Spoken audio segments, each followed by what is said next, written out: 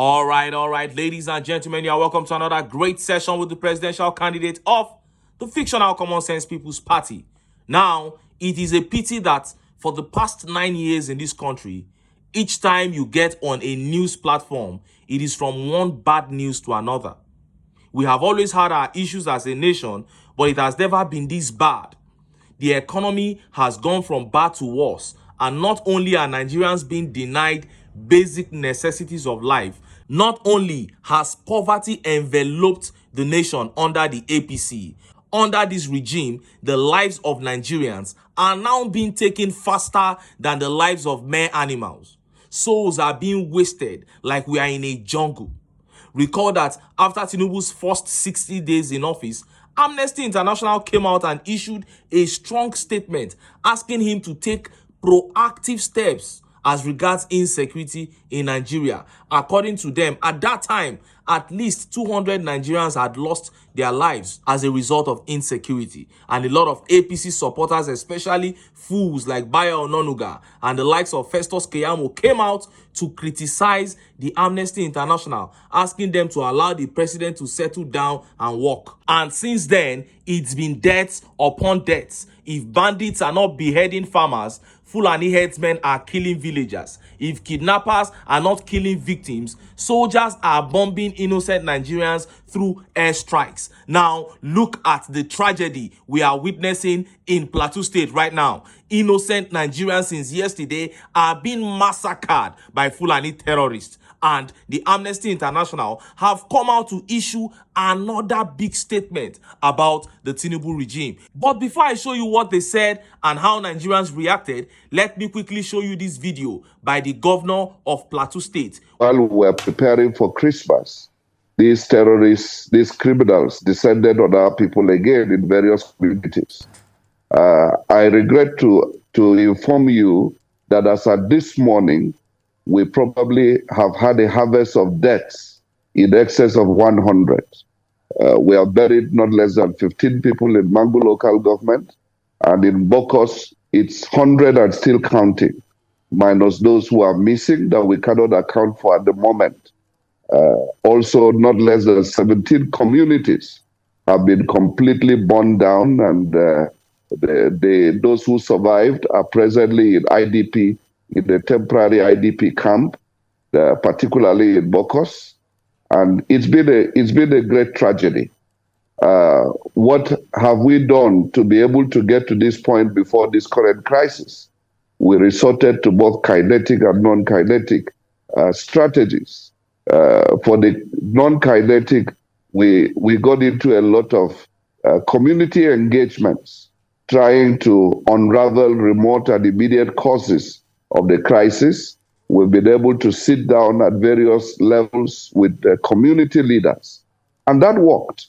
It worked to a large extent because they saw our sincerity.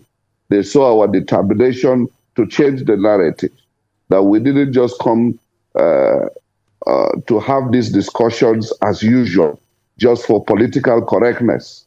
We were able to get to some of the issues that really touch and affect people.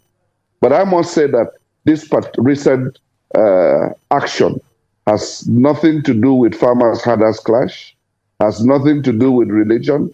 This is pure criminality. This is pure terrorism. This is just gruesome murder, on the eve of a revered day of remembrance.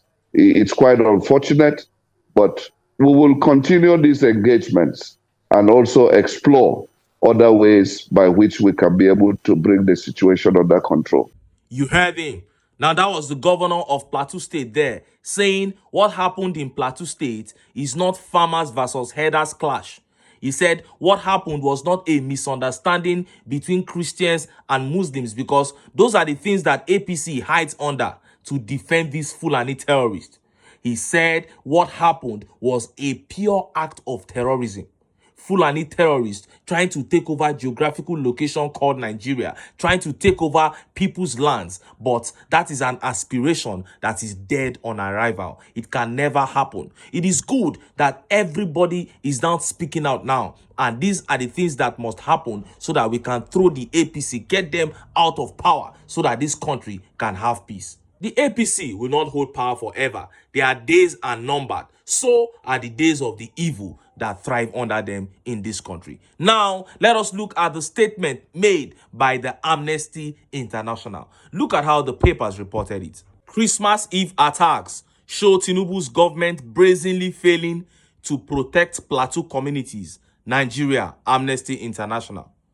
Amnesty International on Monday condemned Christmas Eve attacks that left over 70 dead and scores injured in Plateau State communities, berating President Bola Tinubu for brazenly failing to protect communities in the states and Nigeria at large. Amnesty International estimated the number of casualties to be over 70 in a statement shared on its X account on Monday, while berating the Nigerian authorities for failing to end frequent deadly attacks on rural communities of Plateau State. The brazen failure of the authorities to protect the people of Nigeria is gradually becoming the norm. President Bola Tinubu said he will enact security measures in response to these attacks, but these promises have so far proven to be empty, Amnesty International said. The human rights organization called on Mr. Tinubu's government to go beyond verbal condemnation and to investigate thoroughly, ensuring that the perpetrators are brought to justice. Nigerian authorities must impartially and effectively investigate these attacks. President Bola Tinubu at official bat must do more than merely condemning these horrific attacks.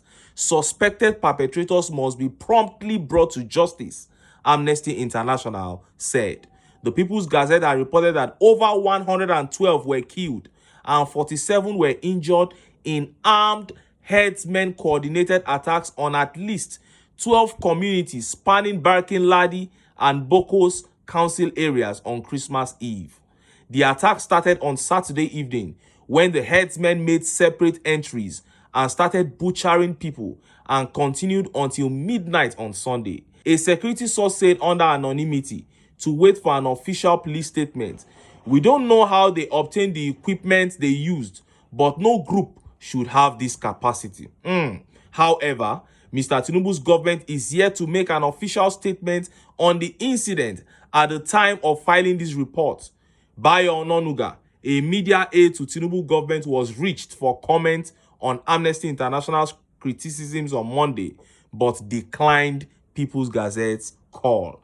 Now, the Amnesty International is saying to Tinubu that he has to go beyond mere verbal condemnation of these attacks to actually apprehending perpetrators and bringing them to book. Now, there is a pattern from the time of Buhari to this time. All the presidency has done is to condemn attacks. No apprehending and punishing of perpetrators. All they do is condemn. And these people are saying, no, we can see through you. If you are not working with them, why not apprehend them and punish them? There is no question, my people. It is obvious that these APC guys are working hand in hand with these Fulani headsmen and bandits. And it may sound absurd and unbelievable, but there is no other rational conclusion to draw out of all these happenings. How can the federal government of Nigeria claim that they cannot grab hold of criminals that Sheikh Gumi has access to? We have seen this sheikh take pictures with these Fulani headsmen, these bandits, but the government is claiming that they cannot grab hold of them. No, it is clear what is happening. And look at how Nigerians reacted. Look at some of the tweet reactions. And this tweet here by Ben Rula says, he is asleep on the wheel already. Running with the mandate is not as easy as he had hoped. And this tweet here says, their protection exists only online and on papers. That is it. They will never take real steps, and that's why we are saying they are complicit. And this tweet here says, Emilokon only came to ride through the government. He is more interested in being in the record book as past president. Man has no clue or poise to address issues beyond his limited shameful local politics antics. If you know, you know. We know, my brother. And this tweet here by Akin Molaolu says, a man who stole the crown is also one who doesn't know what sacred duties apply to the office of the president. TINUBU is only a media-rated man. Quality of leadership is not in him. He came for money and not for our security.